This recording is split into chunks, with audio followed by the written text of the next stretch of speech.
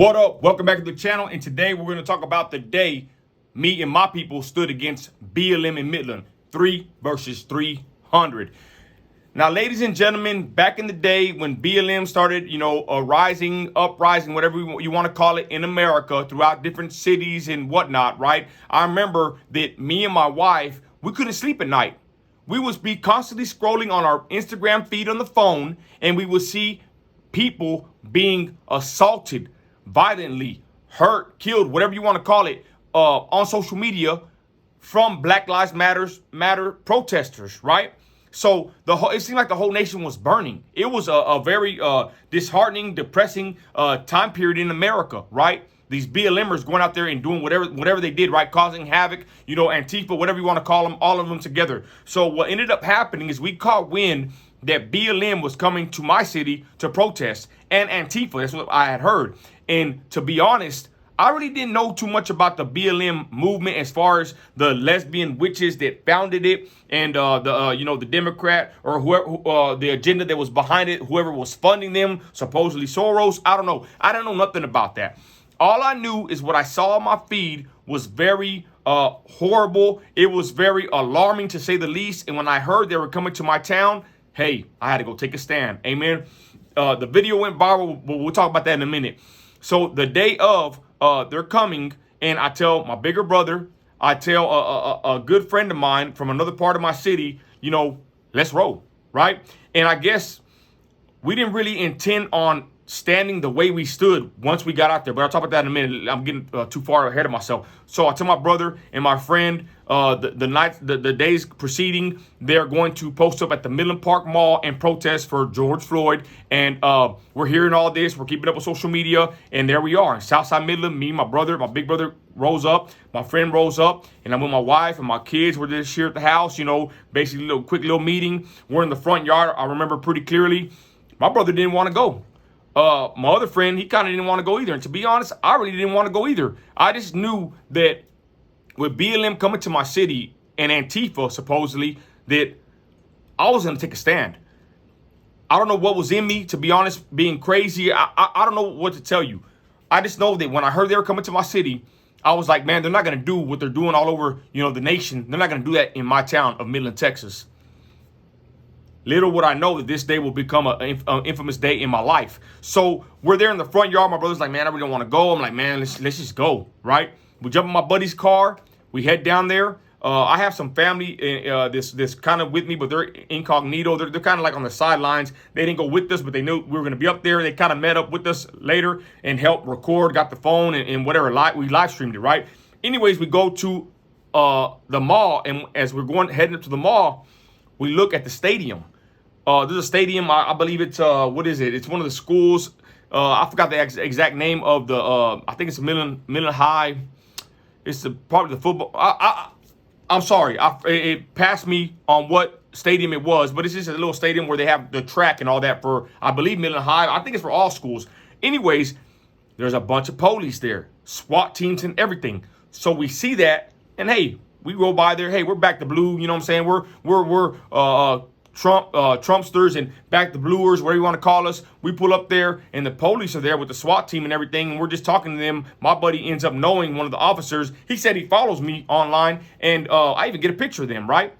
Little did I know how the police would end up doing this later. But we saw them, told them what's up. We're heading over here. Hey, that's cool. That's your free speech. Your right to, protest against it, whatever you want to do. Blase, blase. We take off to the mall, right? As we drive up, we see that they're already lined up on the sidewalk outside of the mall. I forgot what store they're in front of. I might say Ulta, Old Navy. I forgot, but they're right there in the front of the mall. Of course, they get a pass, right? Say if it was a Christian like me, anti-abortion, pro straight marriage, whatever, they probably would kick me off the premises, but they let them, just line up on the sidewalk. And again, like I said, we believed it was going to be Antifa and BLM from another city. We were getting information that they're busting them into Midland.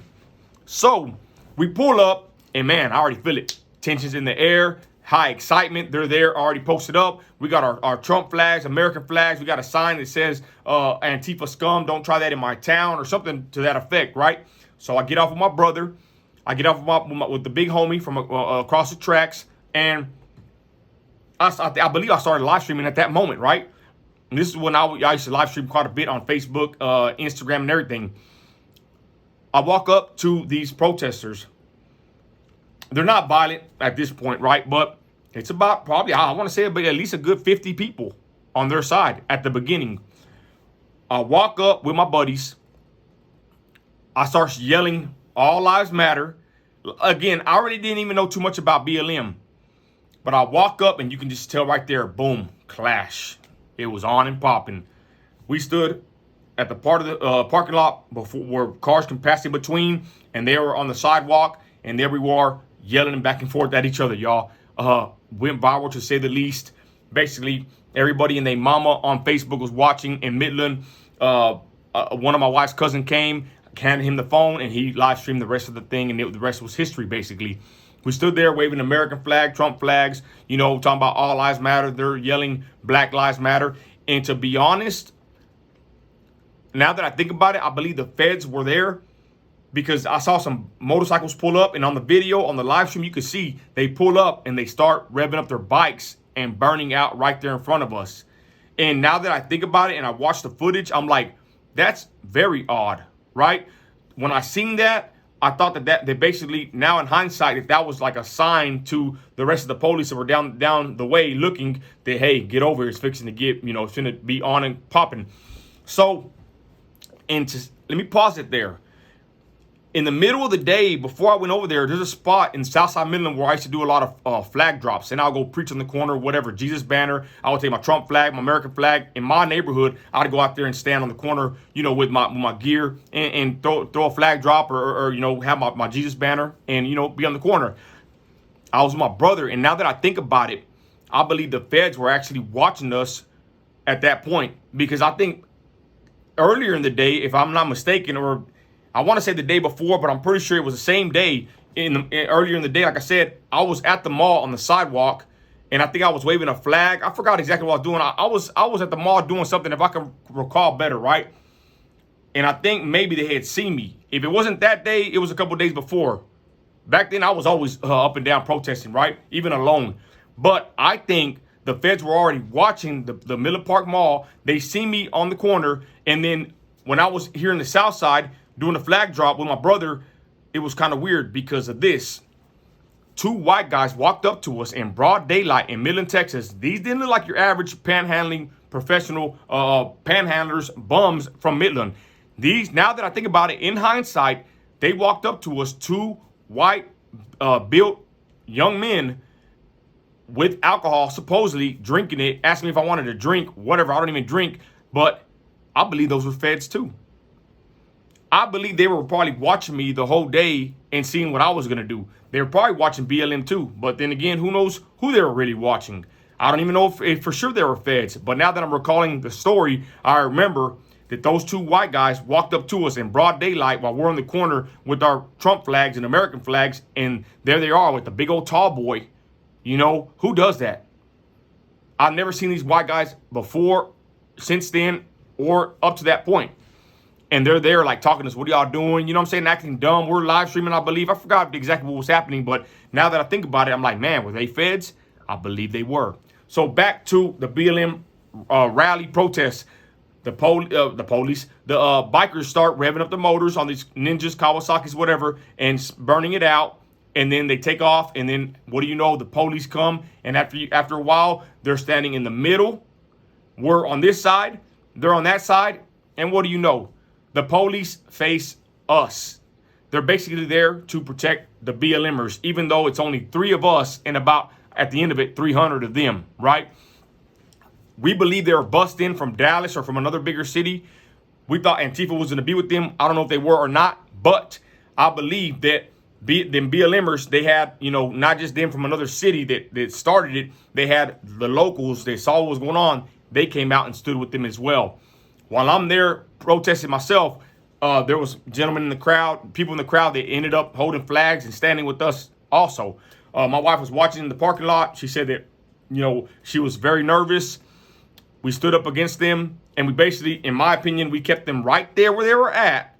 They didn't go terrorize nothing or no one at that point, at that moment in time, right? And we were there for about a good hour, maybe 2 hours, back and forth, yelling. And it's pretty interesting because at a certain point, one of their leaders is a black young man.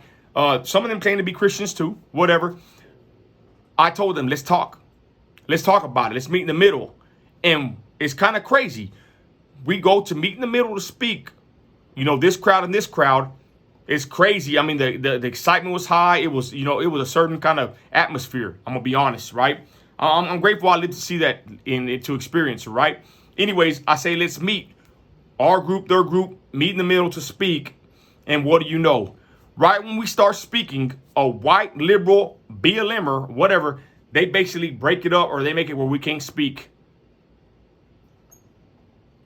You hear me? Yeah, a white liberal basically broke it up to where us and them could not speak. It was me, Brown Skinner, and one of the leaders from BLM, a black young man. We were going to speak, and the white liberal just basically helped break it all up. Now, at that point, y'all, the protest got hot and heavy. We're up there against them, and I could feel it.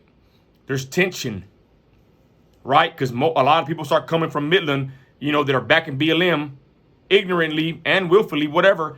And I'm not dumb. I'm an ex-street dude. I already know when it's fixing to pop, right? I'm there. There's a bunch of cars behind me. I heard a lot of guys since then say that they had my back and they were watching from the car, ready to rock and roll, whatever. But that's what happened. People were behind us in the parking lot. Even some of my estranged family came out to support me. It was crazy. At a certain moment, I saw that the atmosphere shifted really bad to where the police were basically just there. But I didn't trust them for protection. I never really did trust them for protection. I'm going to be honest, y'all. I was disheartened at that point when the police treated us that way at that day. Because they're basically on the other side yelling, F the police. And we're on this side saying back the blue. Yet the police are backing them and treating us basically like we're the criminals, right? I digress. So I made a cognizant decision at a certain point that, hey, we're leaving.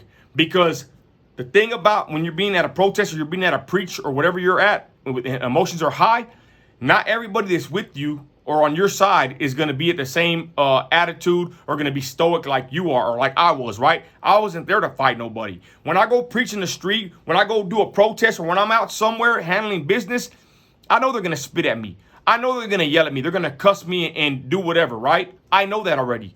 But like I had my sister there, she kind of went all crazy. I had family and friends that they were already kind of getting into it back and forth. And I had some kind of hood dudes on my side basically yelling at the BLMers. It was starting to get ready to go up, as they say. I could feel it. I knew it was, you know, on the horizon, should I say. You know, ex-street dude, I could tell when it's fixing to pop, basically. But like I said, I'm already there stoic. I'm already there, you know, not letting these insults hurt me. I'm not there to fight nobody. I'm there to prove a point, to wave my American flag, you know what I'm saying, to do whatever, right? I'm not there to fight. That's not the job of that I was trying to handle at the time, right? But like I said, people around me, emotions are high. So at that point, I made a decision. I told everybody, hey guys, in about 5-10 minutes, we're fixing to leave. I'm letting all y'all know that way y'all don't get stuck out here with these people, because I'm telling you, these people started getting closer and closer. Police weren't doing nothing. And I could tell that sooner or later, all it was going to take was like a match, you know, in a forest to just spark up. And I'm not dumb, you know, 3 versus 300. Those ain't good odds. I'm not stupid, like I said. But like I said, at the end, it was probably about 20, maybe 40 of us versus the 300, to be honest, right? But the people that I was with was just my bigger brother and my friend from the other side of the tracks. Shout out Grump. And there we were. At that moment, I told the guys, hey, we're getting ready to go. It's getting too hot. I saw the way people were looking and acting and maneuvering, and I said, let's get out of here. We finally left, and thank God they didn't tear up the mall like we saw all over the TV. I did hear that they were in the traffic, stopping cars, acting a fool, you know, going crazy in the street once we left. But in my point of view, I believe that we kept them at bay.